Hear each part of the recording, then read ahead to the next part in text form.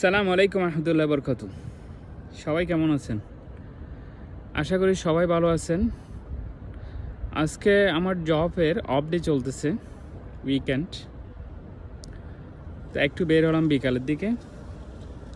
চিন্তা করলাম এই সময়ে একটা ভিডিও আপলোড করি বর্তমান দুবাইয়ের পরিস্থিতি নিয়ে। আপনারা সকলে অবগত আছেন যে গত 28 দিন ধরে ইসরায়েল এবং ইরানের মধ্যে ভয়াবহ যুদ্ধ হচ্ছে।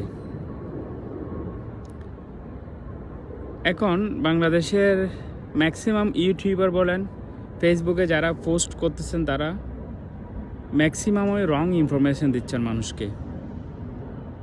অনেকে বলতেছেন কিছুদিনের মধ্যে মধ্যপ্রাচ্যের অনেক দেশ ধ্বংস হয়ে যাবে, অনেক দেশ বিলীন হয়ে যাবে, ইরান এগুলোকে দুলায় মিশিয়ে দিবে, অনেক কিছু।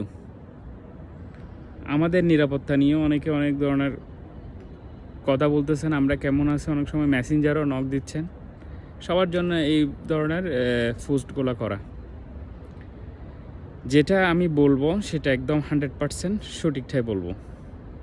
এখানের পরিস্থিতি ভালো, তবে হ্যাঁ, পার্শ্ববর্তী দেশ যেহেতু যুদ্ধ করতেছে এবং এখানেও মিসাইল আক্রমণ হচ্ছে, ড্রোন আক্রমণ হচ্ছে, একটা আতঙ্কের মধ্যে আছি। তার মানে এই না যে এই দেশ যুদ্ধে জড়িয়ে যাবে।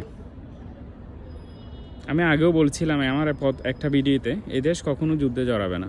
এরা প্রতিদিন আপডেট দিচ্ছে, এরা কখনো যুদ্ধে জড়াবে না। আর এমারতে যারা বসবাস করতেছেন তাদের জন্য বলি, এখানে সঠিক তথ্য পাওয়ার জন্য আপনাকে 3টা সোর্স মেনটেন করতে হবে। একটা হচ্ছে ইউএই গভর্নমেন্ট সাইট, আরেকটা হচ্ছে খালিজ টাইমস, আরেকটা হচ্ছে দুবাই পুলিশ। এই 3টা চ্যানেল থেকে আপনি সঠিক তথ্যটা পাবেন। কিন্তু এখানে ম্যাক্সিমাম এখানেও রয়েছে অনেক ভুয়া ইউটিউবার রয়েছে, তারা এই দেশগুলোকে অশান্ত করার চেষ্টা করতেছে বিভিন্ন ধরনের পোস্ট নিয়ে।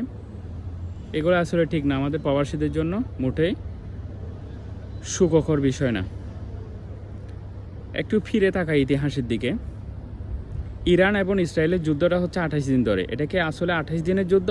না, এটা 1979 সাল থেকে শুরু হয়েছে, ইরানিয়ান রেভলিউশনের পর থেকে। ইরান ইসরায়েলকে স্বীকৃতি দিতে চায় না, ইসরায়েল ইরানকে স্বীকৃতি দিতে চায় না। এখন অনেকে যারা বাংলাদেশে বসবাস করেন, ম্যাক্সিমাম লোকে জানেন ইরান হয়তো কতগুলো বিষয় নিয়ে ইসরায়েলের সাথে যুদ্ধ করে যাচ্ছে এত বছর ধরে। তার